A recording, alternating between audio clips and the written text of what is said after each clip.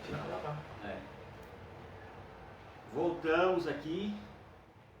Esperar todo mundo poder entrar. O som estava meio baixo lá na outra live, né? Então, a gente está retomando aqui. Mas toda hora ele está entrando como... Protegido, né? Porque apareceu pra mim. Eu fiz o teste lá, naquela hora, eu fiz bloqueado. Aí toda hora eu fico entrando bloqueado.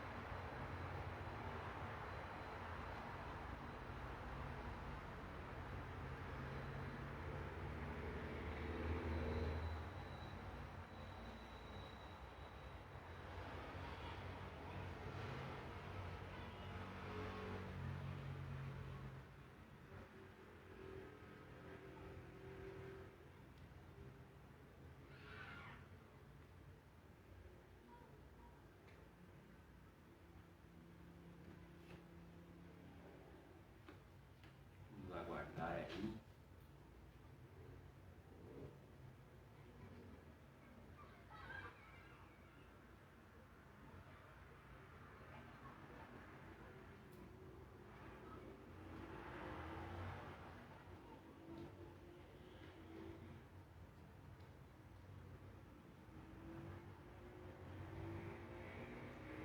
Eu estava no lugar.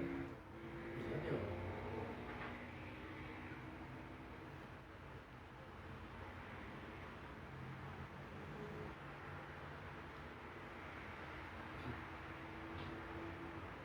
Aí vamos ver agora se o som melhora.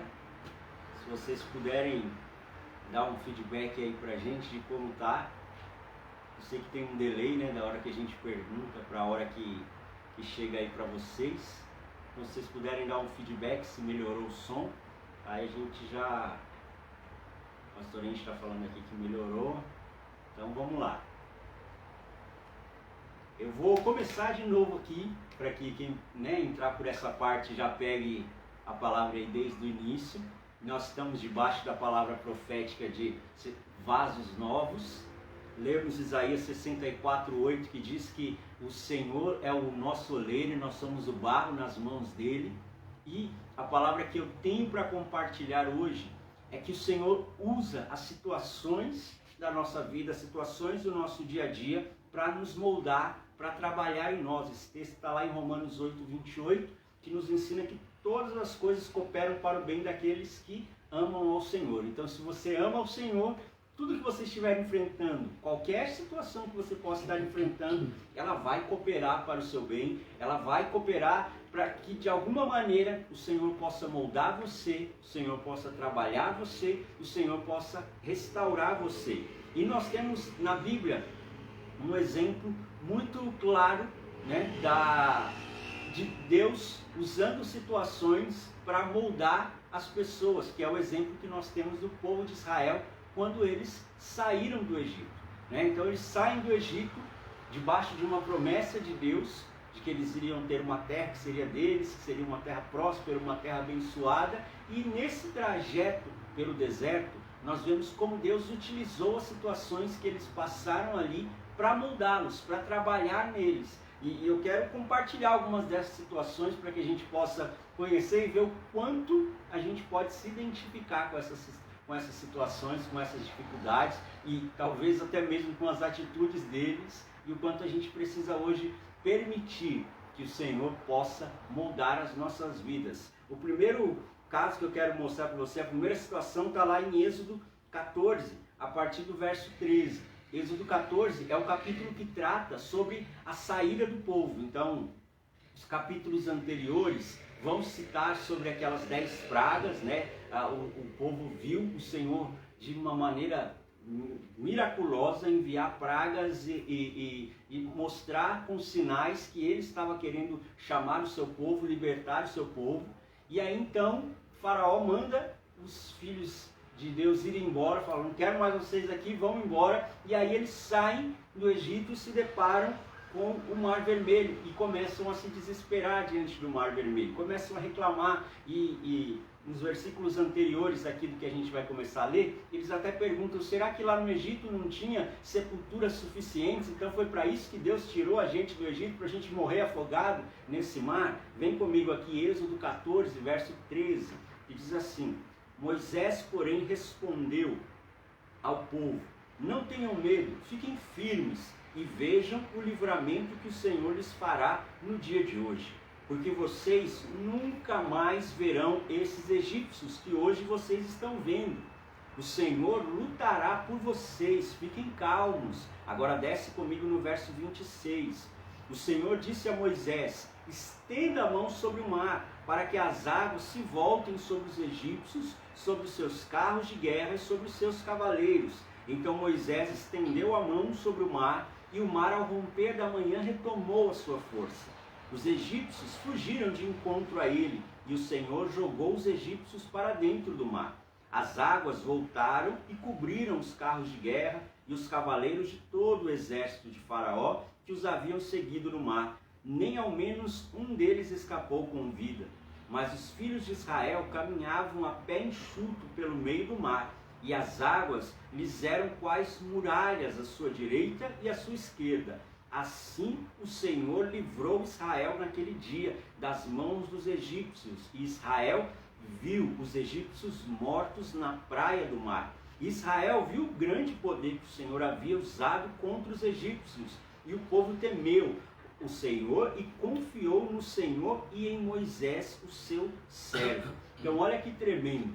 Deus, o povo se depara saindo do Egito, a primeira coisa que eles se deparam é aquele mar vermelho, aquela situação realmente desesperadora, né?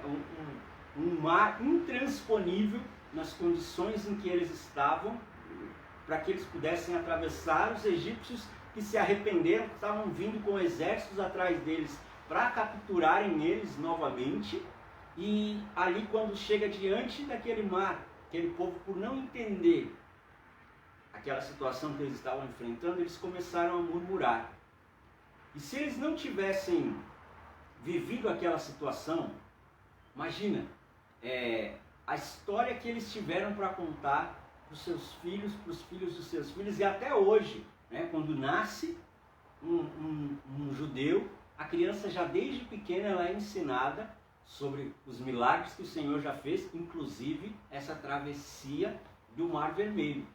Quando nós não compreendemos que o Senhor quer usar as situações para nos moldar, quando nos deparamos com o Mar Vermelho nas nossas vidas, com aquela situação realmente difícil, realmente impossível, aparentemente intransponível, nós temos a tendência de reclamar, temos a tendência de murmurar, temos a tendência de querer desistir, de jogar tudo para o alto.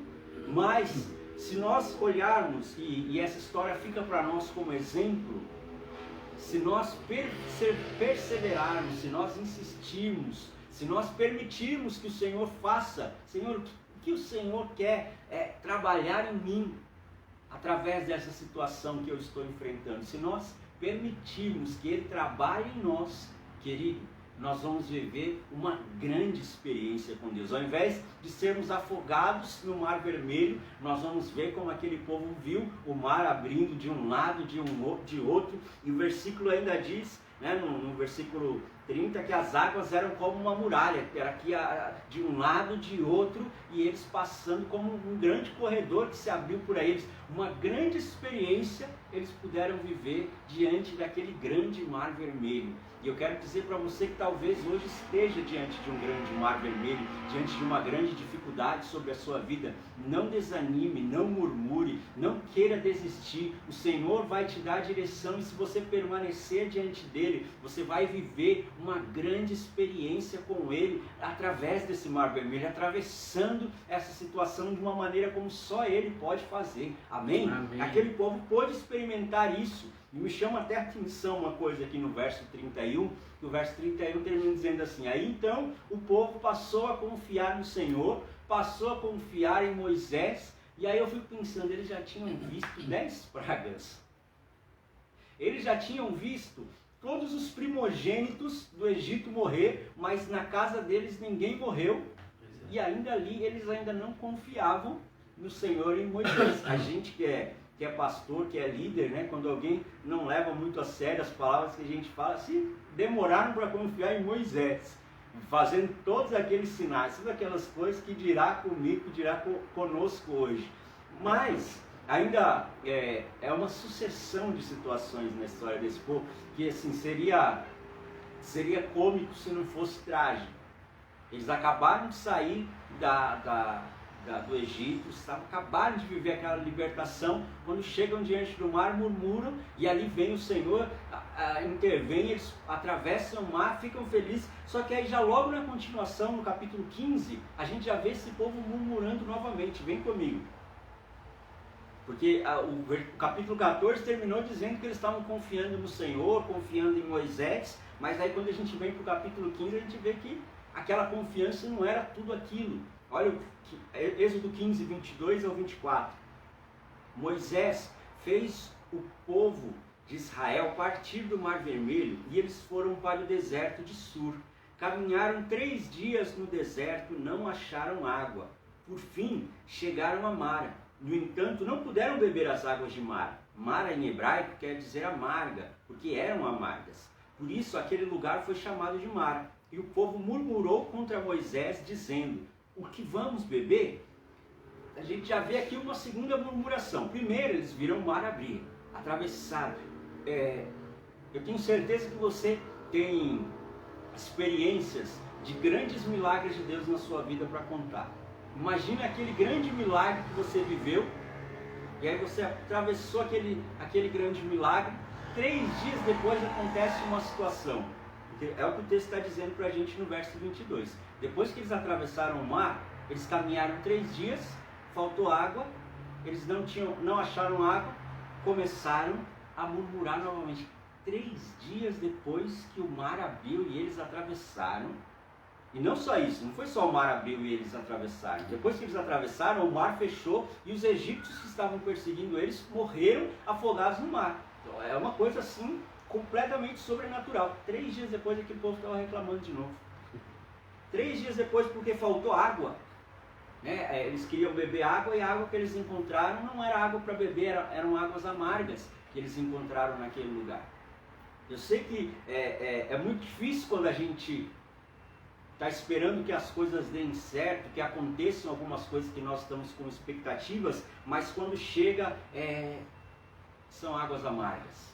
Eles foram buscar água para eles beberem e aquelas águas não eram próprias para que eles pudessem beber.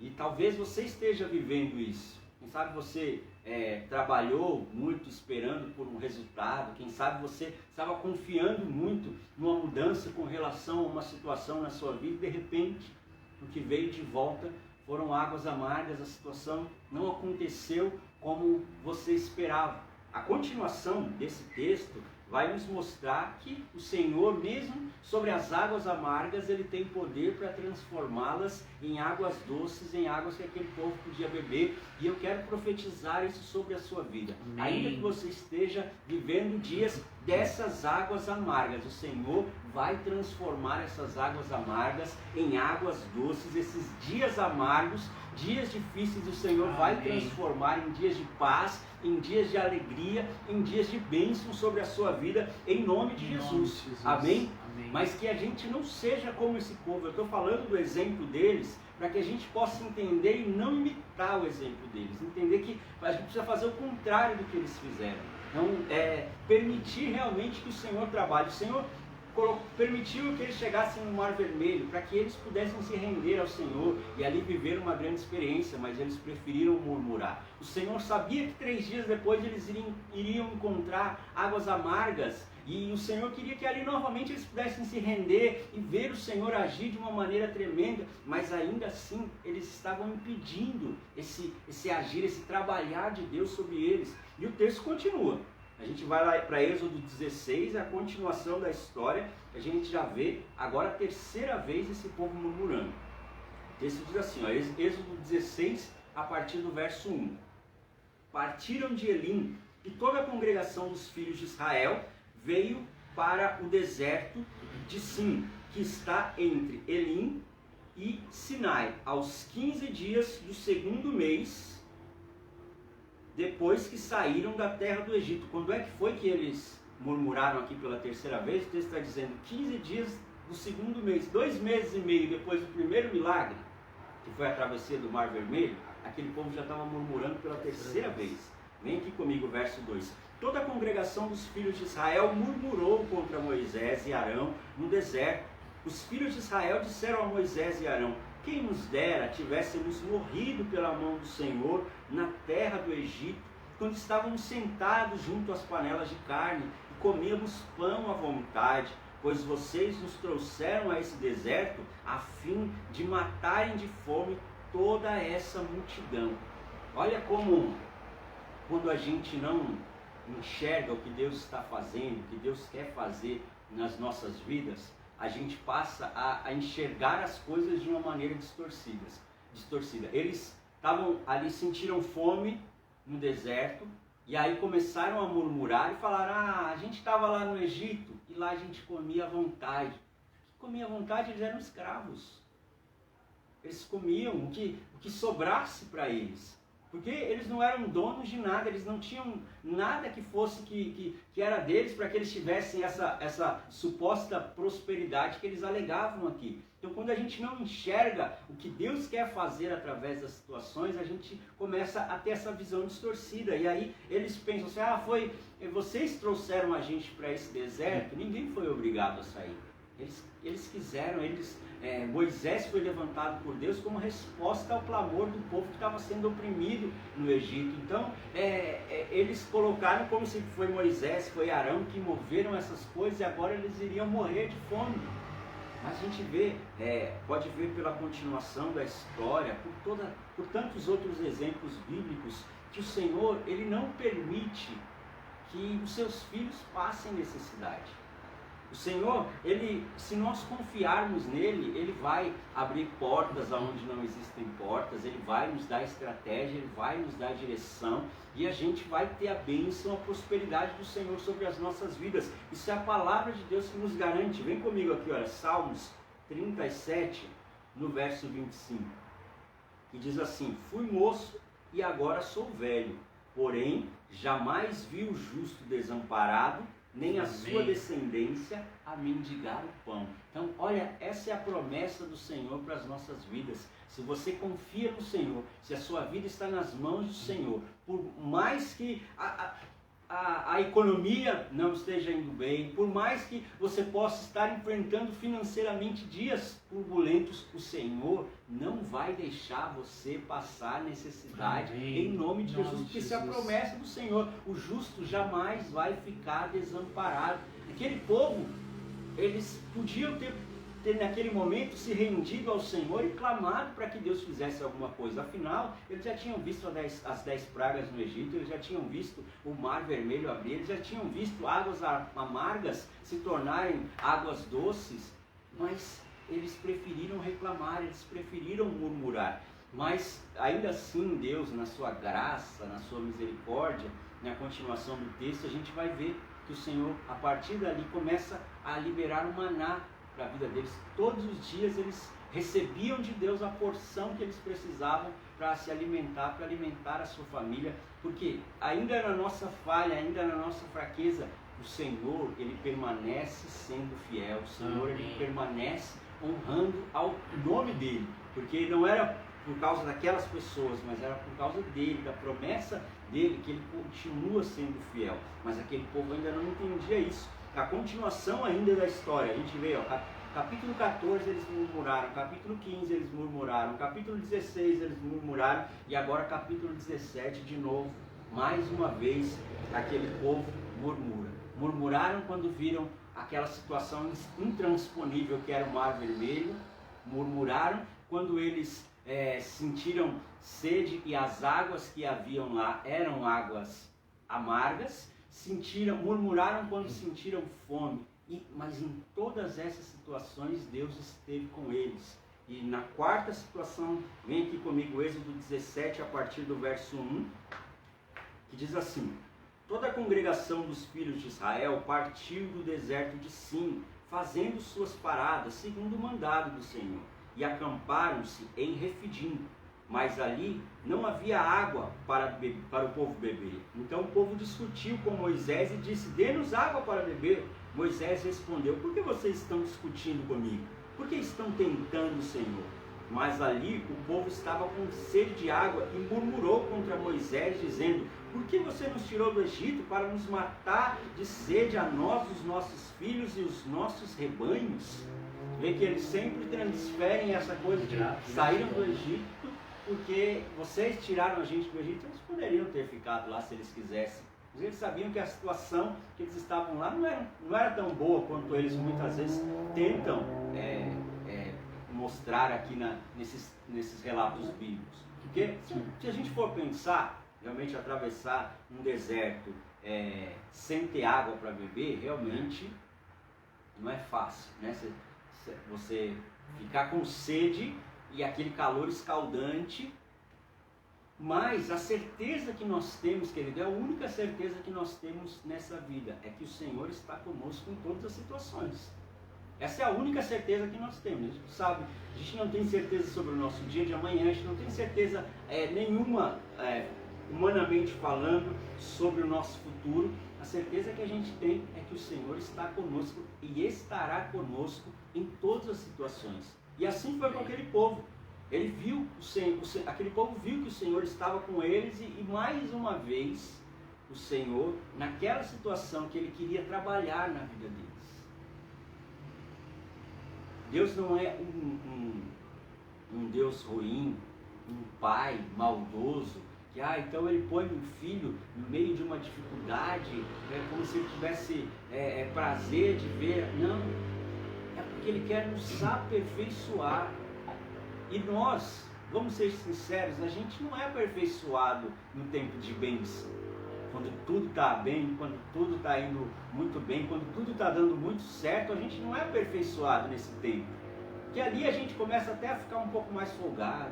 Tem gente que é abençoado e some da igreja, aí não busca mais a Deus. É no tempo da dificuldade que realmente a fragilidade nossa humana é exposta e a gente se coloca diante do Senhor, e ali o Senhor, ele vai trabalhando. Ele queria tirar daquele povo a incredulidade, ele queria tirar daquele povo a ingratidão, ele queria tirar daquele povo a rebeldia, a murmuração, mas aquele povo não estava permitindo que o Senhor trabalhasse neles, e agora mais uma vez o Senhor permitia mais uma situação para tratá-los, e eles estavam achando que eles iriam morrer de fome naquele deserto, porque eles não conheciam o Deus que supre as nossas necessidades. Olha o que a palavra nos diz em Filipenses, no capítulo 4, no verso 19. E o meu Deus, segundo a sua riqueza em glória, há de suprir em Cristo Jesus tudo aquilo que vocês precisam. Em outras versões fala que ele vai suprir todas as nossas necessidades. Essa é a promessa do Senhor para mim e para você, querido. O Senhor vai suprir as nossas necessidades. Amém. Se nós permanecermos, se nós não formos essas pessoas como foram esse povo. Aliás, você pode até olhar para a história e falar: apóstolo, mas aquele povo murmurou, reclamou, foi ingrato, foi incrédulo, mas ainda assim o Senhor abençoou. Eles murmuraram diante do Mar Vermelho, Deus abriu o Mar Vermelho para eles. Eles murmuraram quando encontraram as águas amargas em Mara, e o Senhor transformou as águas amargas em águas doces e eles beberam. Eles murmuraram quando eles tiveram fome, e o Senhor mandou maná para eles. Eles murmuraram quando eles tiveram sede, e o Senhor deu água para que eles pudessem beber. Só que entenda uma coisa, querido, o foco principal de Deus não é a bênção, mas é nos moldar de acordo com a vontade dele. Porque a gente pode viver aqui nessa vida todas as bênçãos de Deus, e depois que essa vida terminar, a gente ir para o inferno. Aquele povo é o exemplo claro disso. Deus, nenhum de nós viu 1/10 do que esse povo viu o Senhor fazer. Só que no final, por causa da rebeldia, por causa da murmuração, por causa de não se permitir ser moldado por Deus, aquele povo perdeu a salvação deles. Olha o que a palavra diz, vem comigo em Números 14, verso 26. Diz assim, Números 14, a partir do verso 26. Depois o Senhor disse a Moisés e a Arão: até quando vou aguentar esta má congregação que murmura contra mim? Tenho ouvido as murmurações que os filhos de Israel proferem contra mim. Diga-lhes: tão certo como eu vivo, diz o Senhor, vou tratar vocês de acordo com o que falaram aos meus ouvidos. Olha que forte isso. Deus, em outras palavras, é como se ele dissesse: eu não estou aguentando mais esse povo, que tudo eles reclamam. Mas aí, pior, ele ainda fala: eu vou tratar esse povo de acordo com como eles têm falado contra mim, da maneira como eles têm me tratado. E no verso 29 diz assim: neste deserto cairá o cadáver de vocês. De todos vocês que foram contados no censo, de 20 anos para cima, e que murmuraram contra mim, vocês não entrarão na terra na qual jurei que os faria habitar, com exceção de Caleb, filho de Jefoné, e Josué, filho de Nun. Então olha que terrível.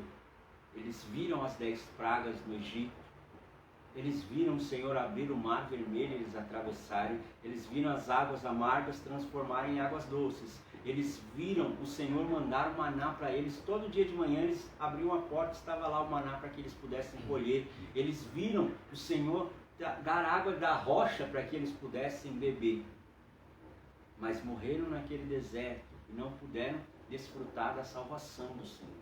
Porque o foco de Deus não está na bênção. A gente muitas vezes foca na bênção, no milagre, na cura, na transformação. O foco de Deus está em quanto ele pode trabalhar em nós no meio daquela situação. E aí então, mais do que sermos abençoados, nós passamos a ser esse vaso novo moldado pelo Senhor. Se a gente for ler a história de Jó, Jó foi esse barro nas mãos do oleiro que o Senhor trabalhou. Foram tantas perdas, foi tirando tudo, foi perdendo tudo, e ainda assim ele permaneceu diante do Senhor e pôde ser moldado pelo Senhor e ficar de exemplo para nós hoje a vida dele. Então, não tire os olhos da bênção, comece a olhar para aquilo que o Senhor quer trabalhar em você. Senhor, o que o Senhor quer me ensinar nessa situação? O que o Senhor quer que eu aprenda com esse desafio? O que o Senhor quer trabalhar em mim? O que eu preciso mudar, Senhor, para que eu possa atravessar essa situação? Porque esse exemplo desse povo ficou aqui para nós como um alerta do Senhor. Olha o que a palavra diz em 1 Coríntios, no capítulo 10. Diz assim, 1 Coríntios 10, a partir do verso 9. Não ponham Cristo à prova, como alguns deles fizeram e foram mortos pelas serpentes. Não fiquem murmurando, como alguns deles murmuraram e foram destruídos pelo exterminador. Estas coisas aconteceram com eles para servir de exemplo e foram escritas como advertência a nós, para quem o fim dos tempos tem chegado. Então, essas coisas aconteceram com eles para servir de exemplo para nós. Fica hoje de advertência, para que a gente olhe para a história deles e a gente possa aprender. Eu não devo murmurar, eu não devo reclamar, eu não devo ser ingrato. Deus quer trabalhar na minha vida.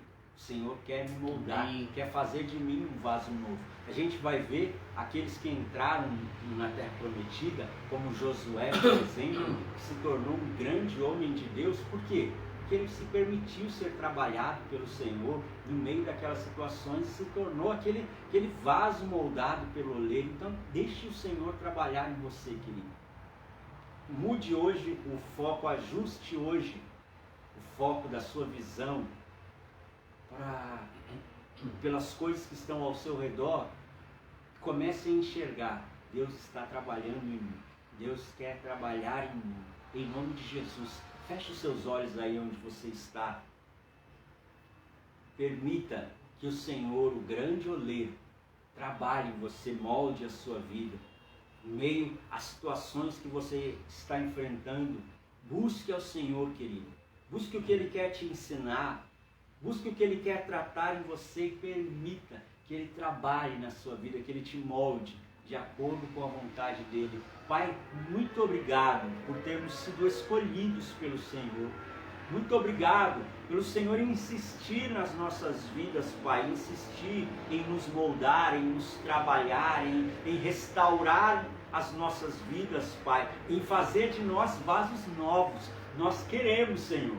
Nós queremos ser esses vasos novos do Senhor, moldados, restaurados, trabalhados por Ti, Pai. Que o Senhor possa hoje abrir os nossos olhos a respeito das situações ao nosso redor, Pai. Que nós possamos enxergá-las a partir de hoje, segundo a Tua ótica, Pai. Da maneira como o Senhor enxerga, das situações que o Senhor quer expor em nós para que sejam tratadas, curadas, para que nós sejamos libertos, Pai, que nós possamos enxergar agora. Espírito Santo, abre a nossa visão, para que nós possamos enxergar, Pai, em nome de Jesus, e nós possamos nos render verdadeiramente ao Senhor e permitir, Pai, que o Senhor trabalhe nas nossas vidas, permitir que o Senhor molde as nossas vidas, Pai, permitir que o Senhor faça de nós vasos novos. Senhor, tira todo o excesso que precisa ser tirado. Tira tudo aquilo que não te agrada, Pai. Em nome de Jesus, toda imperfeição, Pai.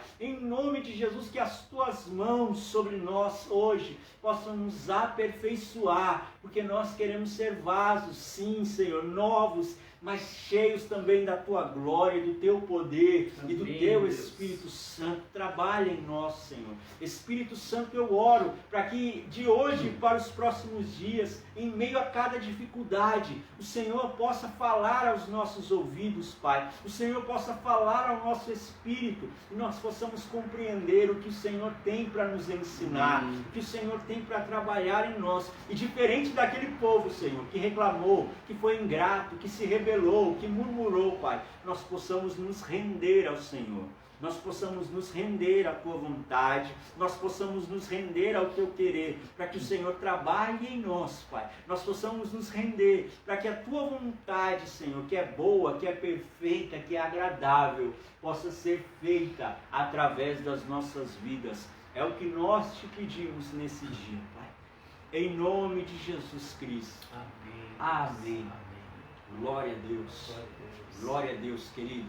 Creia que o Senhor está trabalhando em você. O Senhor quer trabalhar. Permita que a sua oração cada dia, sabe, quando você acordar amanhã de manhã, cada dia seja: Senhor, trabalhe em mim. Aquilo que o Senhor quer moldar em mim nesse dia, eu te dou liberdade para que o Senhor molde, para que o Senhor trabalhe.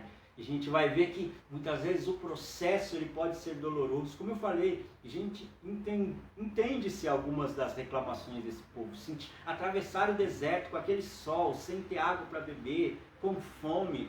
Era um momento difícil, porque o processo, muitas vezes ele é dolorido. Esse processo de ser moldado é dolorido. Mas ao final desse processo, quando aqueles que não murmuraram chegaram na Terra Prometida, eles puderam olhar para trás e pensar: valeu a pena todo aquele processo, para que hoje eles pudessem estar completamente debaixo da bênção de Deus, no centro da vontade de Deus. Então, por mais que seja dolorido o processo, creia que vai valer a pena ser moldado, ser trabalhado pelo Senhor. Então, a cada dia, levante de manhã e diga: Senhor, aquilo que o Senhor quer trabalhar em mim hoje, o Senhor tem liberdade para trabalhar Amém. na minha vida. Em nome de Jesus. Amém? A gente está chegando no final desse culto.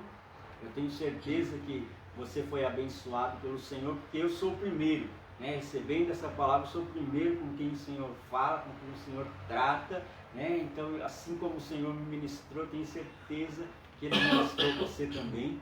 E nós estaremos aqui novamente domingo que vem, a partir das 11 da manhã. Às 11 da manhã tem um culto, às 18h30 também aqui online. Na quarta-feira nós estamos lá no Instagram a partir das 20 horas. Semana passada a gente bateu um papo lá sobre ansiedade, foi muito esclarecedor, foi muita coisa de Deus também que a gente recebeu ali. E eu tenho certeza que não vai ser diferente quarta agora. Se você não me segue, já vai lá, @apostolofelipe12 e me segue, que assim que começar a live, o Instagram te manda a notificação e vai ser uma alegria ter você lá conosco. E dia 6 de dezembro, primeiro domingo de dezembro, às 18h30, estaremos juntos lá na nossa sede, na Avenida Padres Olivetânios, no número 533, a 7 minutos do metrô Vila Matilde.